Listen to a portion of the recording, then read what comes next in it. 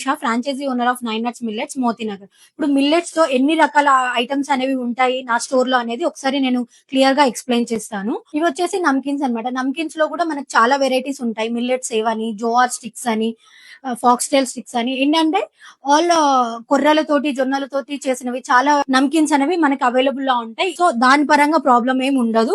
And ఇవేంటి అంటే different type of powders అన్నమాట. మనం పొడులు అంటాం గదా!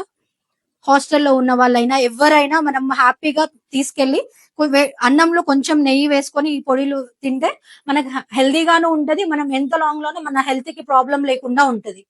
సో, ఇది రస్క్ అన్నమాట. ఇది మేడ్ ఆఫ్ మిల్లెట్. ఏంటంటే పిల్లలకైనా స్నాక్ టైమ్‌లో ఒకటి ఇస్తే వాళ్ళు నార్మల్‌గా తింటూ ఉంటారు.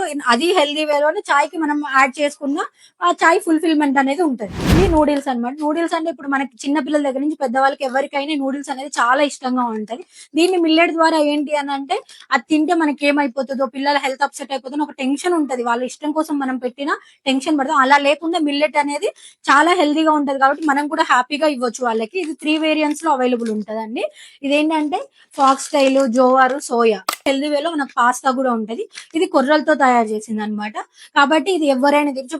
బేసిక్‌గా డయాబెటిక్ వాళ్ళు కూడా అన్ని రకాల ఫుడ్స్ తినాలి అని ఇప్పుడు చాలా మందికి ఇంట్రెస్ట్ ఉంది. అలాంటి వాళ్ళు కూడా ఏ టెన్షన్ లేకుండా దీన్ని హ్యాపీగా తినొచ్చు. వితిన్ 3 కిలోమీటర్స్ రేడియస్‌లో గన మీరు ఉంటే స్క్రీన్ పైన కనిపిస్తున్న నంబర్‌కి కాల్ చేస్తే మేము మీకు డోర్ డెలివరీ కూడా ప్రొవైడ్ చేస్తాం.